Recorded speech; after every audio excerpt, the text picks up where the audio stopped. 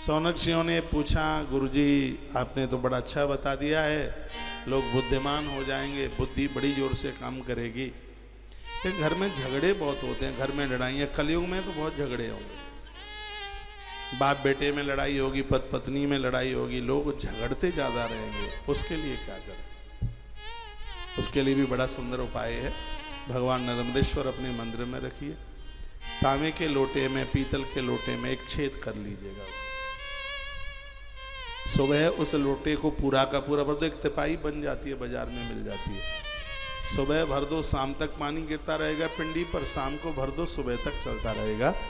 11 दिन के लिए अखंड धारा चलने दो, 1 सेकंड के लिए भी बंद न हो, ना दिन में ना रात में, उसको अखंड चलने दो जलधारा को। श्लोक बोल रहा हूँ, इसका भी श्लोक है, इसका भी प्रमाण है, बात प्रमाण के साथ होती है तो आनंद होता है। क्या लिखा है? स्वग्रहे कलहो नित्यम यथा चैव प्रजायते। कलह माने झगड़ा, स्वग्रहे अपने घर में झगड़ा हो रहा है, कलह हो रहा है, सब लड़ रहे हैं, भाई भाई में झगड़े हो रहे हैं, कोर्ट कचहरी में मुकदमा कर रखा है एक दूसरे के ऊपर, भाई बेईमान हो रहा है, कुछ दे ही नहीं रहा है, तो क्या समाधान है? स्वग्रहे कलयो नित्यम। कभी कभी विचारों से नहीं बनती, बाप बेटे में भी बड़े झगड़े होते हैं, विचारों की वजह से विचार नहीं मिलते। जन्म पत्रियां तो मिला लेते हैं लेकिन विचार नहीं मिल पाते। जन्म पत्री में गुण मिल जाते हैं 28, लेकिन वैसे नहीं मिल पाते 5 भी आमने सामने, तो बड़ी दिक्कतें होती हैं, बड़ा जीना मुश्किल होता है। हम ऐसे बहुत पुरुष बैठे हैं जिनकी घरवाली ने उनकी नाक में दम कर रखी है, और यहाँ ऐसी बहुत माताएं बैठी हैं जिनके घरवाले ने जीना बड़ा मुश्किल कर दिया। वो तो कथा सुन सुन करके अपने आप को पक्का करके जीवन जी रही हैं, क्योंकि उनको पता है कि आत्महत्या करना ठीक नहीं है, बहुत बड़ा पाप है। कथा सुन करके पक्की हो गई हैं, नहीं तो कष्ट बहुत ज़्यादा, दिक्कत भारी ज़्यादा है, जी रहे हैं, और ऐसा घरों में होता है ये ज़्यादा। और वर्तमान समय में तो ज़्यादा ही हो रहा है, तलाक हो रहा है, झगड़े हो रहे हैं, लड़ाई हो रही है, कलह हो रहे हैं, बन नहीं रही है बिल्कुल।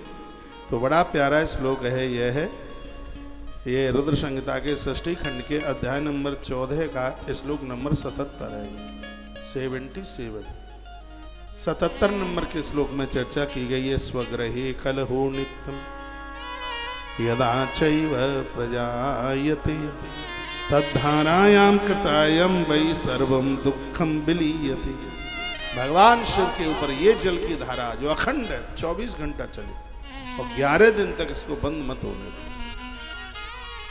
सावन का महीना चल रहा है, लड़ाई झगड़े सिगड़े भाग जाएंगे, घर में आनंद ही आनंद हो जाएगा, घर में बहुत खुशियां हो जाएंगी, घर की कलह खत्म हो जाएगी, घर के झगड़े खत्म हो जाएंगे।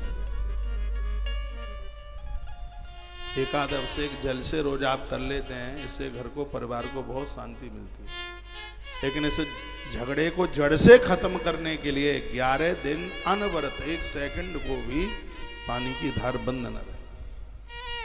जैसे अखंड ज्योत जलाने की बड़ी महिमा है, तो अखंड धारा महादेव के ऊपर गिरती है।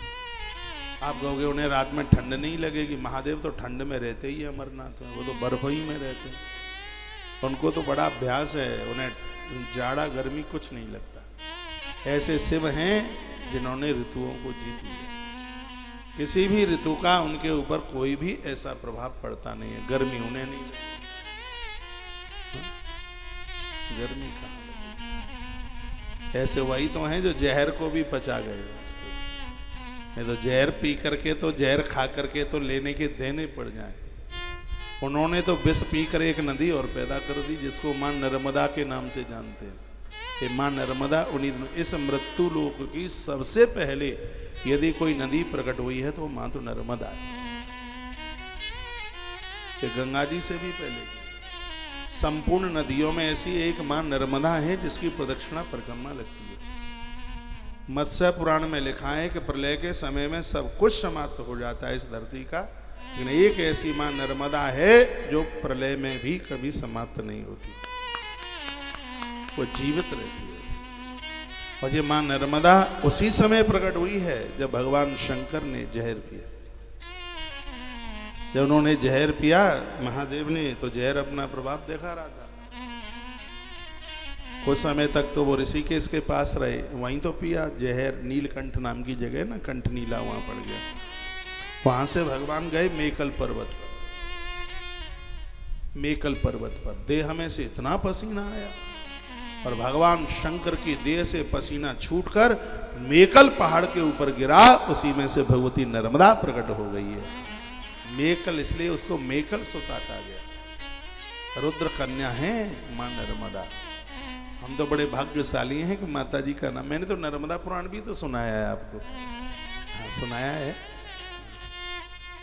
महात्मा मार्कंडेय ने यह कथा राजा युधिष्ठिर को सुनाई है। नर्मदा पुराण की कथा स्कंद पुराण में है ना, रेवा खंड।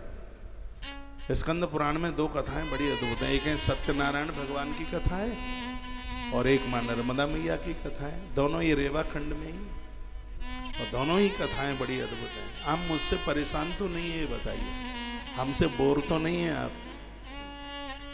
ये कथाएं जनमानस का कल्याण करेंगी।